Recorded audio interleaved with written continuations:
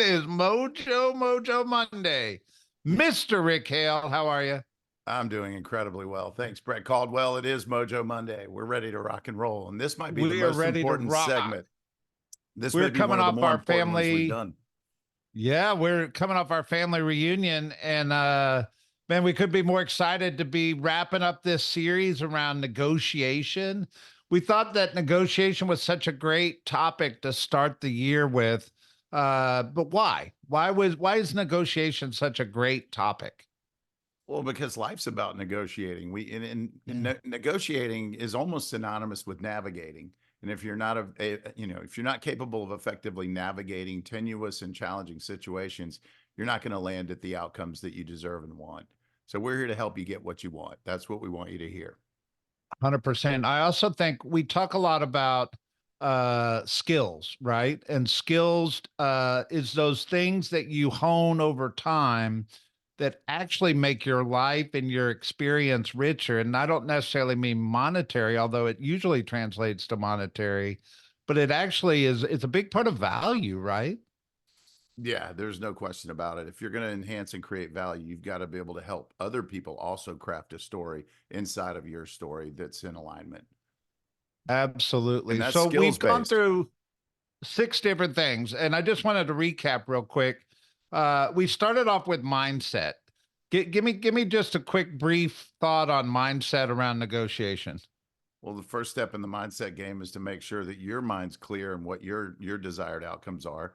And then the other piece of it is, are you open to the idea of being clear or getting clear and what the people you represent, what do they need and want? And so mindset is being open to all alternatives and being available to listen more than speak, and then Yeah. assert, a proper Which prescription takes once us you've to the diagnosed second it. point, right? Which was asking better questions, which really means listen better.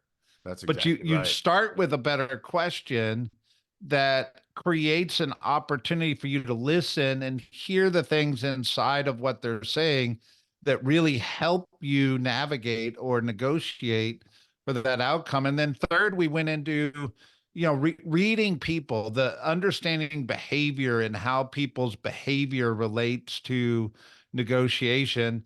And then we landed on logic versus emotion. Mm. I'll kick that one to you. Well, I mean, it takes a little bit of both. Emotion, the word motion's buried inside the word emotion. And if you're not eliciting or extracting some emotional context inside of their big why and purpose in moving forward, they're likely to resist and dig their heels in. So and then the overlay is that the logic's not there. If when their emotion swells, logic becomes a more challenging conversation. But at some point, emotion does rise and then it falls, and if once it falls, if the logic doesn't support that emotional decision, they're going to have buyer's remorse and you're going to have a bigger animal to wrestle. Absolutely. And then the last one we did last week was tie downs and getting buy-in, really that neuro-linguistic part of the transaction of where sometimes you really have to help people say yes. Well, you Because have to by affirm. saying yes is vulnerable and risky, right? Well, no one did, I love the saying, no one denies their own truth. And that goes back to asking better questions. And then all a tie down and a buy-in is helping affirm their own inner belief that they need to move forward or should move forward based on the list of requirements in their heart and mind. There you go. And to wrap our conversation up, which is really a summary of all these, is closing techniques or how do we close inside a negotiation. And I think you wanted to talk a little bit about competition and how that frames closing, right?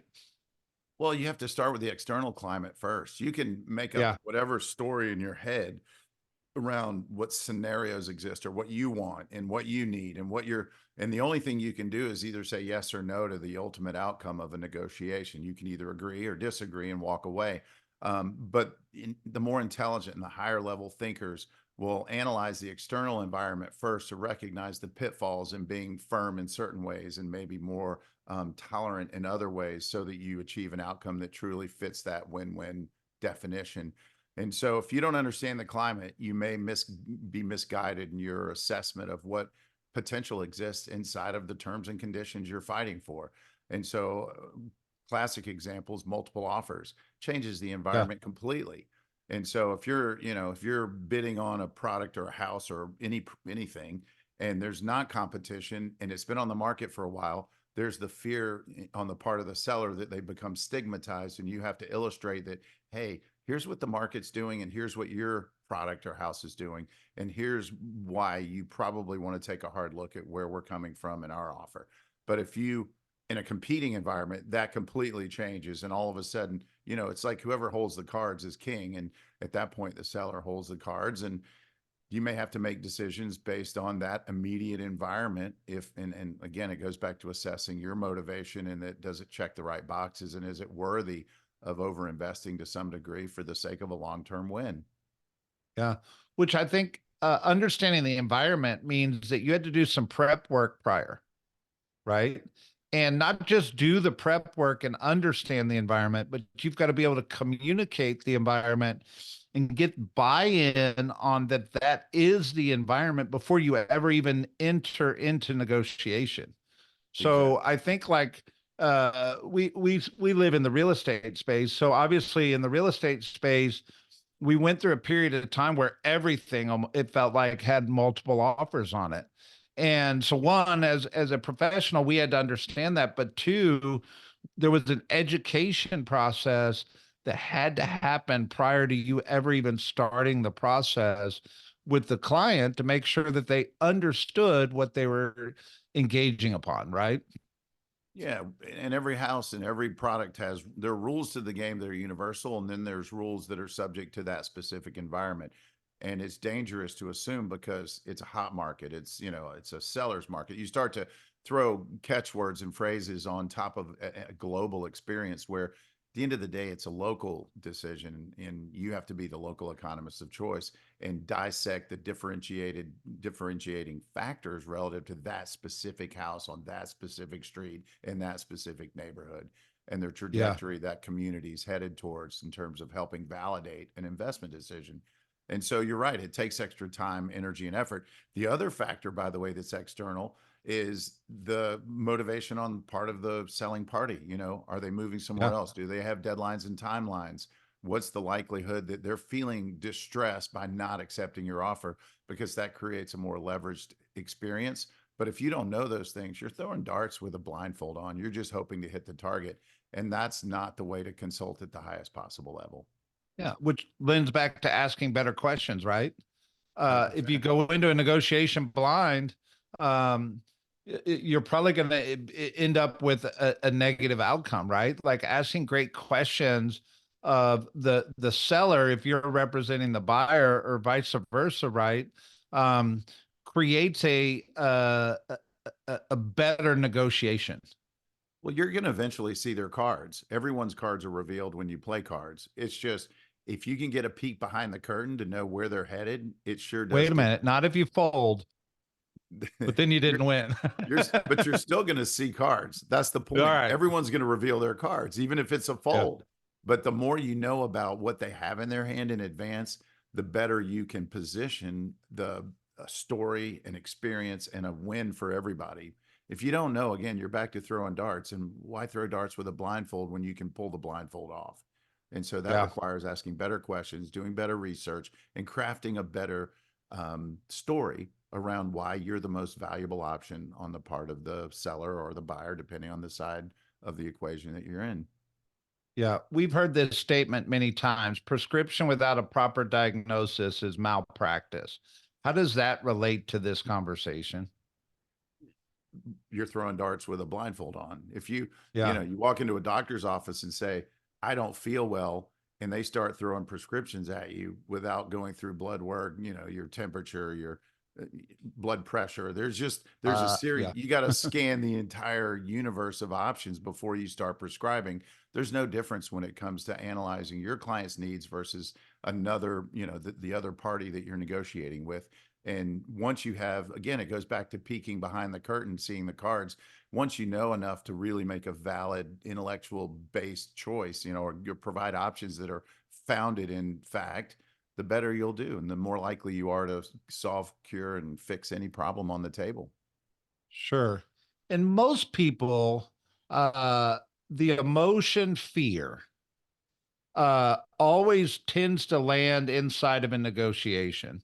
Yet, I don't think people are wrong for having fear. I think everybody has a different level of risk tolerance, right? Or risk aversion. Um, but fear uh, is something that you shouldn't ignore. You should address fears. And how do we address fears when we're trying to close a transaction? One is expose them so you're aware that they exist. And once someone Yeah, expresses fear, don't belittle or I guess undervalue their fear. In fact, go, you know what? This is a basically a scripted scenario. That's a common response to this moment in this type of situation. I fully accept and understand how you'd feel that way. How do I help you work past or through it if it's what you want to have happen? And again, people yeah, love to be pulled along. They don't like to be pushed. And in order to be in a pulling position, you have to be trusted. In order to be trusted, you have to be willing to walk away and you have to be unattached to commission or external forces that they might think create a bias. And so the only yeah, way to do that is being sincere, open, and honest, giving them full attitude. Here are the three choices or opportunities. Here's what fear may be doing to you. Here's what opportunity looks like. Where do we land inside that paradigm? And when you yeah. present it that way, people tend to pick the opportunity side and overcome their fear when they don't feel like they're being pushed down a dark tunnel. So what we're saying is you're pulling people to opportunity instead of trying to push them through their fears. You're exactly And right. and by pulling people to opportunity doesn't mean you're going to eliminate fear. It just means you're helping them understand that it's okay to move towards opportunity. And yes, there's going to be buyer remorse and things like that that show up. Yet we've talked about that before. Like you actually front load those conversations and say, this is what you're going to feel, but I need you to remember that we're pulling you to this opportunity. And one of the things, Rick, that I like to talk about is anchors. So I think in any negotiation, you need these anchor conversations that you have buy-in around, you have agreement around that you can remind people. And what that means is if I'm pulling people to opportunity, I have these anchored conversations around this is you told me this is exactly what you're looking for. You told me that you wanted to be closer to your grandkids. You told me you needed to downsize in the next season of your life. That's the opportunity you're pulling people to, right? Well, you're reminding them of their story, not your need or want. Yeah. It's all about their story. And then I would follow it up with if you did a really good job consulting them on the front end and you're really clear in their needs and wants, the next question should be so let's get clear. What's changed relative to your needs and wants? Has anything changed from this list? And, it becomes honestly, the answer to their own question, it's rhetorical. They'll typically say nothing. And I go, well, in light of where we are, what's the next best step? And so my goal was always to give people choices. And again, so that they feel that they're in the driver's seat and I'm the co pilot and I'm not just driving them off a cliff, which is their greatest fear, is that somehow my motivation will supersede their capacity or willingness to make a good decision. And so I just flip the script and make it all about them. They've got the steering wheel and the accelerator and the brake. I'm there just to point out, options and opportunities to make sure they make the right decision. And people tend to Yeah. not resist that logic. Rick, I'm Bring them asking back you a to question logic. I That's the didn't. key. Bring them back to logic. That's what I really uh, wanted you to. Oh, yeah. A logic. Well, logic is the story, right? It's the Yeah. story that's underlined with emotion. And it aligns with data points that intellectualize a decision that's emotionally wrapped that makes it hard to move forward because emotion, although the word motion is buried in the word emotion, it's also it can become a disability on some level when it rises to the point where people feel out of control, and your job is to help them feel in control. And the greatest challenge is when you're working with two or more people in a negotiation and one feels a certain way and the other feels completely polar, and they start to create weird energy because they're now having their own internal war, if you will. And so helping them align and meet in the middle is just a tremendous gift as a skilled professional. Yeah. Rick, I didn't prep you for this, but I want to ask you a question. Have you ever lost in a negotiation? was a trick question. No, no, no. I mean, I'm assuming the answer is Yeah. yes, right? Yeah, of course. Of course. Okay, but you personally, as the buyer, you've lost in a negotiation before, right? Yeah, I've missed So, opportunities. so over time, at some point in time, do you ever have that thought that, man, I lost?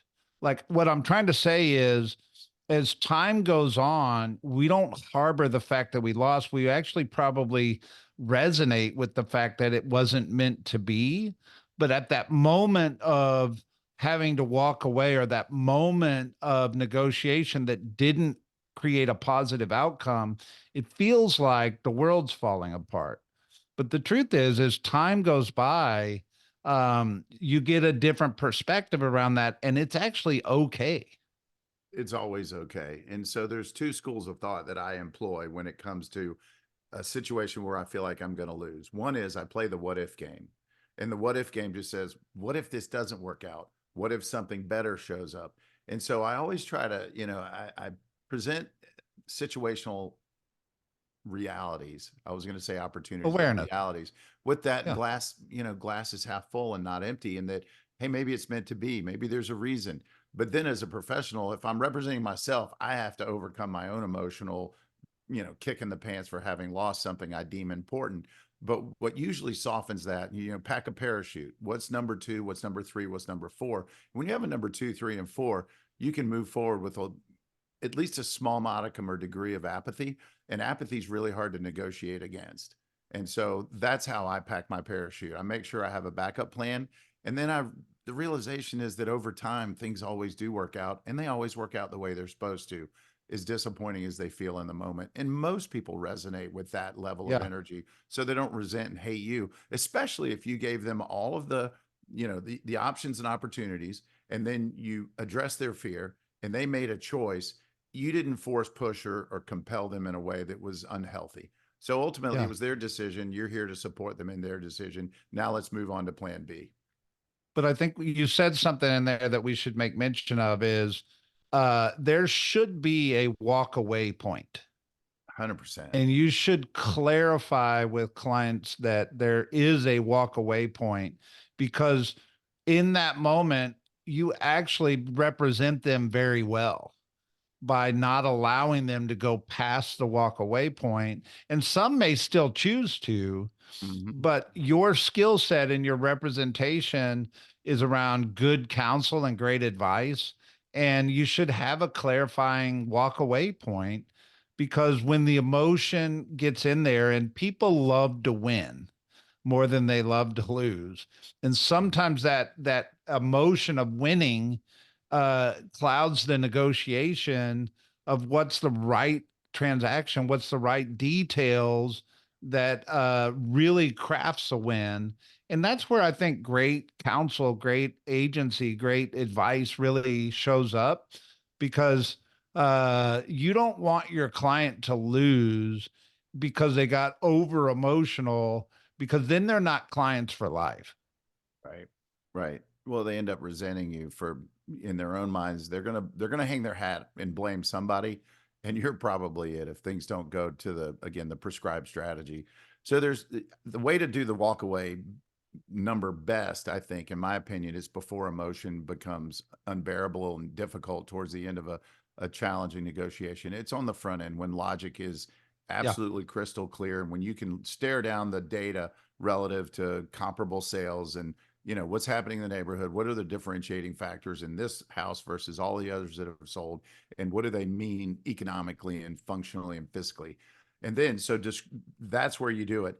And then here's another cool script that I used to use. Every now and then someone, late in the game would put a twist in their counter offer. Maybe they take away all the appliances or something unfathomably, it doesn't make like now I got to buy like I thought we were in for that. And then they change it. And I'm like, well, would you be more offended by losing the transaction or by them changing the terms around a $5,000 option or opportunity? What's more offensive?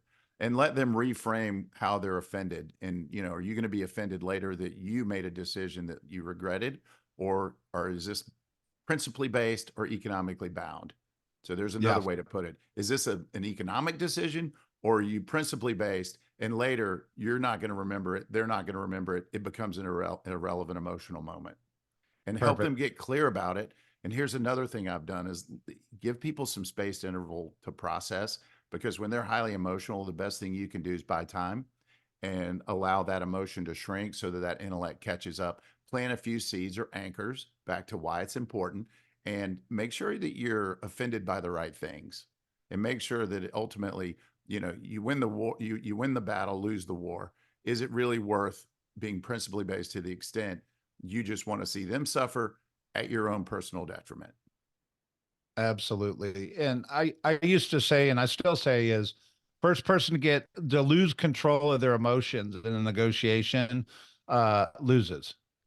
And the thing about it is I really want to kind of wrap our series up here, Rick, is negotiation is a skill set, and the way you approach negotiation, the strategies you implement inside of negotiation, is really a skill set that is a professional skill set, right? If you were giving somebody advice that said, I need to work on my negotiation skills, what would your advice be? Well, one is to utilize formulas and strategies and make sure that you're programmatic in your approach to dealing, because at some point you may feel emotional energy. And if you can't fall back on a strategy, you're probably going to say and do things you might otherwise regret later, feeling that duress. So always have a fallback for yourself. And if you're feeling emotionally bound in the moment, back to the space interval, give yourself time and space to rethink and make sure you position it so that it doesn't look like you're pushing and back to you're helping pull someone to their goal versus pushing them towards something that might be perceived yours. So that's the biggest thing. I think it's coming Yeah. in with and the gift as a professional is that, and I remind, part of what we sometimes fail to do is illustrate our value proposition regularly enough, and we make assumptions that they get, what makes us great. And so when there's emotional energy that's disruptive and makes things harder, I think it's important that your clients know that, hey, here's the thing.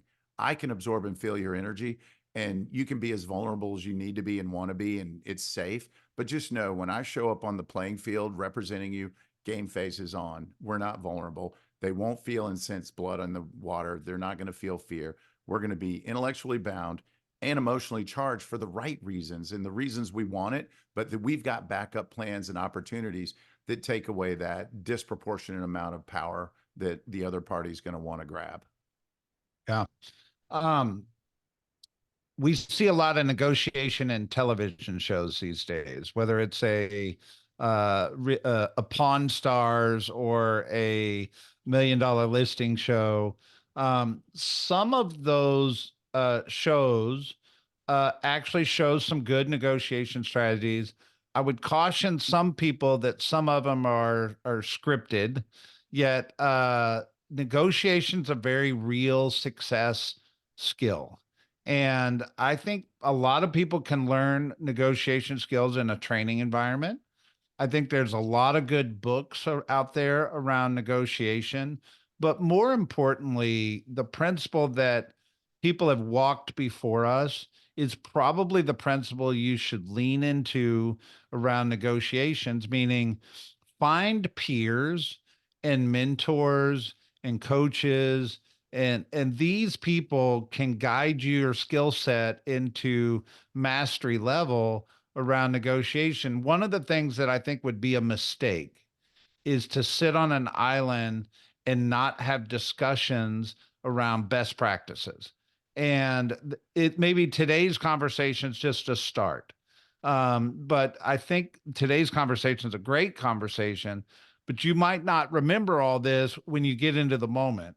But you should find wise counsel or best practice counsel in those moments, right? And there's so many resources on this stuff. Yeah, and listen, it's also not just external wise counsel is important, but also gauge. I believe it was John Maxwell who said, success is built upon um, learning from your mistakes, and then he requalified that as gauged mistakes. In other words, if you can't, it's got to be something you recognize when it worked and when it didn't, and then learn from your own mistakes, because we're all in process. We're all going and growing. And I'll add this: people, as much as data matters, because data is important, because it intellectualizes the decision making chain, there's nothing more powerful than telling a good story. And one of the ways I feel I beat many of the competition when it came to negotiating is I told a better story. I would craft a cover letter talking a little bit about my clients and why they were the ultimate best clients on the planet, and how you're going to really love having them take over and elevate, or even just maintain the legacy that you've created in that home, because homes are very personal. And don't underestimate the power of a good story. Now, where I then would wrap inside of that story is the factual data, which validated our fiscal offer, or the monetary side, or the, I'd still want to justify it. We're emotionally attached, but we're not to the extent to our detriment. And here's the factual data that supports our offer. And so I validated it, but I also wrapped it in a story. And people buy stories. And I know for a fact, even on both sides of the coin, when I was representing a seller and a listing agent brought a really good story, clients care. People care who buys their product or their properties, So they do. because again, there's a human experience that goes with the legacy of theirs, and they want it to go to the right person more often than not. And money matters, but I'm not sure it always matters any less than the story and the people that you do business with, because who you do business with matters. Absolutely. Well, Rick, this has been a fun series. I think negotiation is a big part of value proposition people bring to the table when representing people.